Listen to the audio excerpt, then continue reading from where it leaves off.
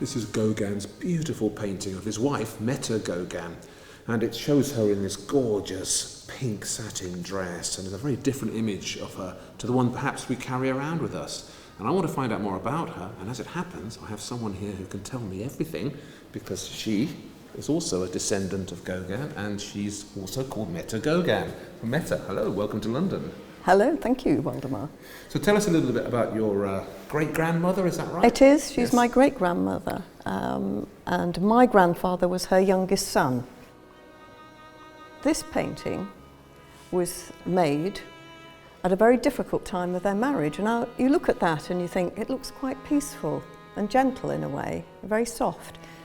But I can see a tightening in her lips, and it's almost as if she's turned away from Gauguin, because they were arguing all the time about money, because he had decided to make a living as a painter, giving up his job, and she had to bring up 5 children, and the money was dwindling away, and they were both bad at housekeeping, and they argued a lot.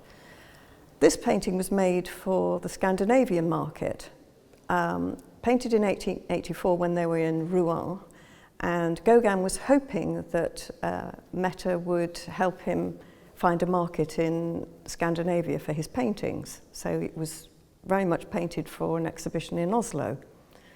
But I think also it's quite a sexy picture. You know, that dress has fallen down off her shoulder, and I think it shows quite a lot of tenderness. And perhaps Gauguin is, for all of his quarrelling with her, is still a bit in love with her. She was a remarkable woman, wasn't she? She was. I mean, I think for a start, Gauguin would never have married her if she was your average, pretty, slightly dim-witted society woman. You know, from his mother and grandmother, he'd inherited a tradition of strong, powerful, intelligent, intellectual women. And when Mette was left to bring up her children on very little money in Copenhagen, she taught French, she translated Zola into Danish. She became very much part of the Danish artistic and literary circle in Copenhagen. And there's quite a few stories about her. She cut her hair very short, she smoked cheroots, she swore quite copiously. She was a real character. You mentioned the tenderness in this picture, and we see it particularly in the pictures of his family, like there's a few behind you now. So I think some of his pictures of children are really beautiful, and I think they really show how he felt about them. You know, each have their own little character, you can see it. In the picture of Aline, it looks as if she's just stolen that fruit and he's caught that moment of naughtiness. Now, Aline was his favourite child, apparently. She was his only daughter, and he was certainly devastated when she died at only age 19. But his paintings of children are beautiful.